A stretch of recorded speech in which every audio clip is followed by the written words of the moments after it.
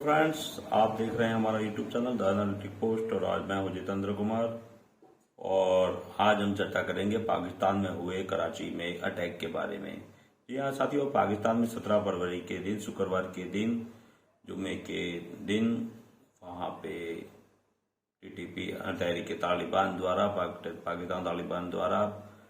पाकिस्तान के Karachi police office पर KPO पर अटैक किया गया। यह साथी ये अटैक कुछ इस प्रकार था कि इसका मैं एक आपको खाका बता देता हूं कि इस अटैक में जो अटैकर थे, ये 3 अटैकर थे और ये तीनों पाकिस्तान उस कराची पुलिस ऑफिस के पीछे के रास्ते से दीवार फांद कर वहां पे कटीली तारों को काटी हुई भी थी। वो एक बड़े डॉन अखबार को दिए गए पुलिस ऑफिसर के बयान के मुताबिक वो पीछे के रास्ते से आए और इनके कराची पुलिस ऑफिस के में अटैक करने पर कराची पुलिस ने एक सीसीटीवी कैमरे के द्वारा भी ये पता उनको लगा कि वहाँ पे पीछे के रास्ते से वो लोग जो आतंकी थे वो दाखिल हुए और उन दाखिल होने पर ही उन्होंने पाकिस्तान के जो ये कराची पुलिस ऑफिस है उसके पीओ में अटैक शुरू कर दिए। दाखिल होते ही जिस प्रकार से वहाँ के रेंजरों ने देखा, उसके ऊपर उनमें से एक ने खुद को हमलावर ने हैंड ग्रेनेड उनके ऊपर डाल दिया और वो खुद भी उसके अंदर मारा गया। उसके बाद जो 2 अटैकर थे वो उस एरिया में फायरिंग करते हुए निकले और उस फायरिंग में काफी लोग मारे भी गए, जिसमें AK-47 से वो हथियार लहराते हुए पूरे उस पुलिस हेडक्वार्टर के अंदर तबाही का आलम मचाते हुए आगे बढ़े। और उसमें से ये तीनों एक खुद को हमलावर थे और एक वहीं पे वहाँ पाकिस्तान कराची जो सिंध के जो ये कराची शहर के deputy police officer Irfan Baloch हैं, उन्होंने बताया, द डॉन को उन्होंने एक इंटरव्यू में बताया कि उन्होंने कहा कि ये जो खुद कश हमलावर थे तीनों, ये इन्होंने पाकिस्तान के कराची पुलिस ऑफिस पर हमला किया और ये काफी असला बारूद लेकर उस परिसर के अंदर घुसे थे। और उसके बाद में एक और साथी बात उन्होंने बताई कि इसके अंदर जो मारे गए हैं उसमें 5 लोगों की मौत हुई है और 17 घायल हुए हैं और 5 लोगों में से 2 तो पुलिस ऑफिसर हैं और 2 QRF रेंजर हैं जो क्विक रिस्पांस फोर्स के जवान थे और एक आम नागरिक मारा गया है साथियों। और उसके बाद में जो जिस प्रकार से ये पाकिस्तान के अंदर अफरा तफरी मची है और टीटीपी के बारे में एक वापस से एक जो टीटीपी का बूथ है वो पाकिस्तान में बाहर आ गया है। और ये टीटीपी का जो पूरा आतंक है ये पाकिस्तान में कई दिनों से जारी है। ये पाकिस्तान में लगभग पिछले साल के नवंबर में जो पाकिस्तान के साथ इन लोगों ने सीज फायर तोड़ा है, इनके बीच में जो शांति वार्ता हुई थी सीज फायर की पाकिस्तान और टीटीपी के बीच में, वो कुछ मुकाम तक नहीं पहुंची और वो टीटीपी की और पाकिस्तान की ओर से वो जो इनका सीज फायर समझौता था वो समाप्त हो गया। लेकिन साथियों, इस सीज फायर समझौते के समाप्त होने के बाद ही जो टीटीपी के आमिर हैं जुमन, उन्होंने सीज फायर समाप्त होते ही एक अपने टीटीपी के लोगों, उनके जो टीटीपी के जो लोग थे उनको उन्होंने आदेश दिया कि पाकिस्तान की सुरक्षा बलों को निशाना बनाना है। और उन्होंने उसमें एक बयान को साझा किया था जिसमें पाकिस्तान के उन्होंने आम नागरिकों को निशाना न बनाने की भी उन टीटीपी के आतंकियों को एक सलाह दी थी, जिसमें इन्होंने पाकिस्तान के सुरक्षा बलों और पाकिस्तान के प्रशासन को ही निशाना बनाने की चेतावनी दी थी। और आप देख सकते हैं उनके उस चेतावनी और उस आदेश के बाद जिस प्रकार से पाकिस्तान में जो अटैक हो रहे हैं और जिस प्रकार से ये लोग मारे जा रहे हैं, वहां पे पाकिस्तान सिक्योरिटी पर्सनल के ऊपर जिस प्रकार से ये अटैक हो रहे हैं उसमें काफी लोग हताहत हुए हैं और ये बहुत खतरनाक माजरा देखने को मिल रहा है पाकिस्तान के अंदर। आप देखेंगे कि आज से कुछ दिनों या महीने पहले ही एक इस्लामाबाद में भी अटैक हुआ था जिसमें मस्जिद के अंदर कुछ खुद का हमलावर घुस गए थे और उन्होंने अपने आप को उड़ा दिया था, जिसमें 100 से ज्यादा लोग मारे गए और काफी लोग घायल हो गए। और उस हमले के बारे में तो ये बताया जाता है कि जो एक 2014 के आसपास जो अटैक हुआ था, जो पाकिस्तान के पेशावर आर्मी स्कूल के अंदर, उसमें 150 लोग मारे गए थे और 132 उसमें बच्चे थे और बाकी 15 के आसपास ये लोग दूसरे आम बेकसूर लोग थे। लेकिन उसके बाद जो दूसरा टीटीपी का सबसे बड़ा अटैक माना गया तो वो ये भी किया गया हमला था जो इस्लामाबाद के मस्जिद में हुआ था। यहाँ मस्जिद में नमाज पढ़ते वक्त लोगों को मारा गया। लेकिन हाँ साथियों, उसके अंदर वापस एक और बात थी जो इस हमले को टीटीपी ने स्वीकारा नहीं था। उसने टीटीपी ने कहा कि मस्जिदों और आम लोगों को निशाना नहीं बनाते हैं, हमारी जंग तो केवल और केवल पाकिस्तान के नुमाइंदों से हैं, वो पाकिस्तान के सरकार होने का दम भरते हैं उनसे ही, और वो पाकिस्तान से इस प्रकार की जंग जारी रखेंगे। और वहाँ पे जो ये अभी जो ये अटैक हुआ केपीओ में, कराची में ही केपीओ ऑफिस पर, ये जो कराची पुलिस ऑफिस है इस पर, इसके ऊपर तो पाकिस्तान के टीटीपी जो प्रवक्ता हैं उन्होंने स्वीकार किया है कि हाँ ये अटैक टीटीपी के द्वारा किया गया। तो साथियों चलो इससे हम आगे बढ़ते हैं कि इस प्रकार के पाकिस्तान के अंदर अटैक हो रहे हैं और इसके क्या मायने निकल रहे हैं। साथियों जब इस्लामाबाद की मस्जिद पर यह अटैक हुआ था तब IMF से और कई दूसरे देशों से भी लोग दौरे पर आ रहे थे। और पाकिस्तान के वर्तमान में जो इकोनॉमी है और वहाँ की महंगाई है और इस प्रकार की जो चीजें हैं वहाँ बहुत खस्ता हाल है। पाकिस्तान लगभग दिवालिया और डूबने की कगार पर है और इस प्रकार से पाकिस्तान के पाले गए लोग या पाले गए सांप और बिच्छू उसी को काटने पर आमदा हो गए हैं। तो साथियों जिस प्रकार से पाकिस्तान द्वारा पाले गए लोग पाकिस्तान को ही खाने लग गए हैं, तो आप इस बात से आपको एक बात पता होगी। तब ये पहले पाकिस्तान के जो नुमाइंदे थे जैसे मुशर्रफ हैं, ये लियाकत अली थे, इमरान खान हुए, शहबाज शरीफ हुए, इन्होंने अपनी राजनीति के लिए या अपनी पॉलिटिक्स चमकाने के लिए, अपनी पॉलिटिक्स चलाने के लिए लोगों को जिहाद और इस्लाम के अलावा कुछ बताया ही नहीं है। और इसी जिहाद और के नाम पर ये लोगों का, बेगुनाह लोगों का कत्लेआम पाकिस्तान में हो रहा है और इस कत्लेआम को भुगत रही है वहाँ की जनता। और साथ ही सबसे खतरनाक बात तो पाकिस्तान के लिए यह है कि एक तरफ तो वो इकोनॉमी में डूबने जा रहा है और दूसरा पाकिस्तान के पास एक महीने तक का भी राशन नहीं है। उसके पास एक महीने तक के भी जो बाहर की जो जमा पूंजी है वो है नहीं उसके पास। 4.5 अरब डॉलर से भी कम पैसा बचा है एक देश चलाने के लिए,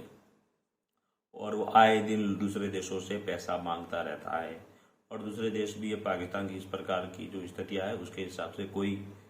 सिक्योर फंड दे नहीं रहा है। वादा तो सभी करते हैं लेकिन आपके यहाँ पे पहले स्थितियां तो साफ हो, अच्छी हो कि आपको कोई पैसा दे तो वो पैसा वापस भी तो आना चाहिए।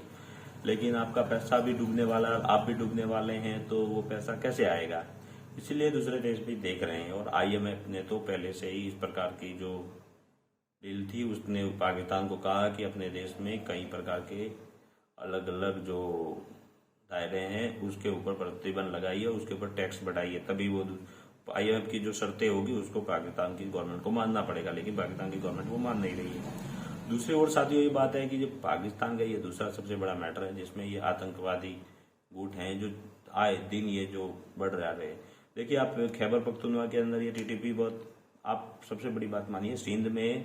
जो ये अटैक हुआ है कराची में, ये बहुत बड़ा मायना रखता है। ये पाकिस्तान के लिए सबसे बड़ी खतरे की घंटी है कि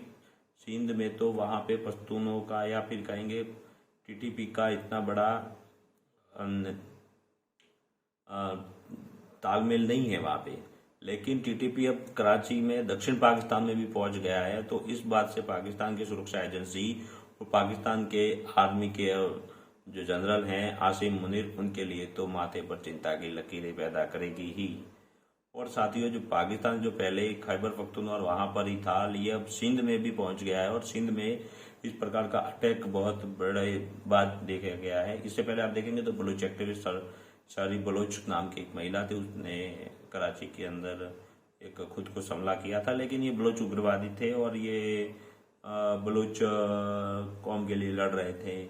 या फिर वो एक पहली महिला खुद कुछ हमलावर थी जो। लेकिन साथियों ये जो हमला है ये बिल्कुल अलग है। ये ना तो बलूच लोग हैं और ना ही ये उग्रवादी है। ये साथियों देखेंगे तो ये ग्लोबल टेररिज्म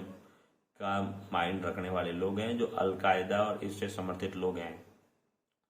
और आप देखेंगे कि अफगानिस्तान में जिस प्रकार से गवर्नमेंट चेंज हुई और पाकिस्तान ने उसकी खुशियां मनाई थी, और ये खुशियां आज पाकिस्तान में, अफगानिस्तान में तालिबान आने के बाद पाकिस्तान तालिबान और मजबूत हुआ है और वो और ताकत के साथ पाकिस्तान के ऊपर अटैक कर रहा है। और इस अटैक ने पाकिस्तान की सारी जड़ें हिलाकर रख दी है। अब पाकिस्तान को न तो आगे जाने का सूझ रहा है, न पीछे जाने का सूझ रहा है। और जिस प्रकार से उसके अंदर भी जो चरमपंथी पड़ रहे हैं, अगर वो इनके ऊपर इस्लामिक जो ये टेररिस्ट हैं, ये लोग इन आतंकवादियों के ऊपर अगर अटैक भी करता है, तो आप देखेंगे कि पाकिस्तान में सिविल वॉर छिड़ने की बहुत बड़ी संभावनाएं बन रही हैं। और ये उन संभावनाओं को और हवा देती है कि पाकिस्तान अब क्या होगा, क्या पाकिस्तान इन चुनौतियों से निपट पाएगा, या फिर आप देखेंगे तो क्या पाकिस्तान आने वाले समय में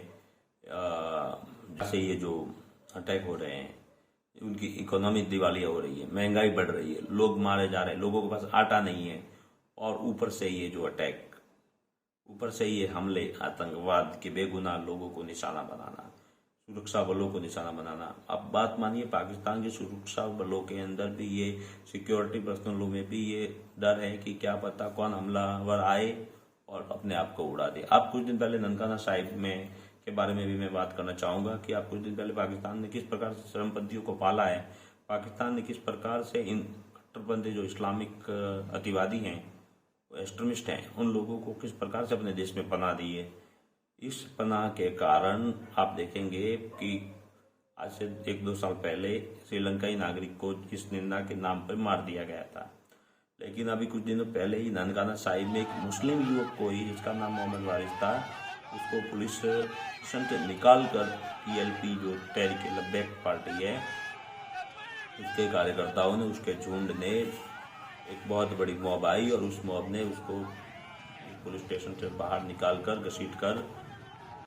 बहुत बेरहमी से रोड पर घसीटते हुए उसको मार डाला। तो साथियों, आप देख सकते हैं पाकिस्तान अब किस ओर जा रहा है। एक तो आपके पास देश में खाने को आटा नहीं है, लोगों के पास आप अलग अलग देशों में पैसा मांगते हैं, और दूसरी तरफ आपके जो चरमपंथी है वो आपको खाने पर तुले हुए हैं। दूसरी बात साथियों, ये दुनिया के लिए ये जो चिंता का विषय है, पाकिस्तान देखिए अब उन देशों की लिस्ट में शामिल होने जा रहा है जहाँ पे सूडान, सोमालिया और इराक और इस पर सीरिया जैसे देश थे, उनकी लिस्ट में पाकिस्तान मान लीजिए शामिल हो ही गया है। ये बड़ी बात तो नहीं होगी अगर कहना चाहूँगा मैं, लेकिन उस प्रकार की स्थितियों का निर्माण पाकिस्तान में जल्द होने जा रहा है। और इसको अब पाकिस्तान की गवर्नमेंट कैसे निपटती है, वहाँ की सेना कैसे निपटती है, जो पाकिस्तान की मैच्योर पब्लिक है वो कैसे निपटती हैं। अब देखिए, आपकी पाकिस्तान के राजनेताओं ने जो पाकिस्तान का जो बेड़ा गर्क किया है, पाकिस्तान के जो पॉलिटिशियन ने जो पाकिस्तान का बेड़ा गर्क किया है। पाकिस्तान बना तो मदीना के नाम पर था, मतलब नया मदीना के नाम पर बनाया गया था, और उसको उस पाकिस्तान में दूसरी जो पब्लिक है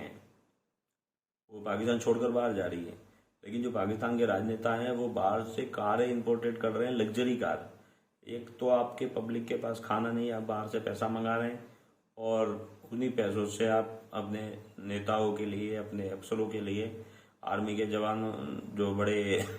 अधिकारी उनके लिए आप ये बाहर से महंगी महंगी विदेशियों की जो फॉरेन की कारें मंगवा रहे हैं। तो आप इससे ही अंदाजा लगा सकते हैं कि पाकिस्तान की फौज को या पाकिस्तान के सरकार को इन पाकिस्तान की आवाम का कितनी इनको चिंता है, उनके आवाम की कितनी फिक्र है। तो साथियों, और जिस प्रकार से ये चरमपंथ आप देखिए, TTP बहुत बड़ा खतरा बन ही चुका है, और मेरे हिसाब से ये पाकिस्तान के पूरे आधे से ज़्यादा लगभग पाकिस्तान के अंदर ये फैल भी चुका है। तो और देखते हैं, इसके ऊपर हमारी नज़र रहेगी, और पाकिस्तान की जो बारीक से बारीक चीज़ें होगी हम बताने का प्रयत्न करेंगे। और साथियों, मेरा एक बार फिर से आपको रिक्वेस्ट है कि हमारे चैनल को अधिक से अधिक लोगों तक पहुंचाए, लाइक करें, सब्सक्राइब करें।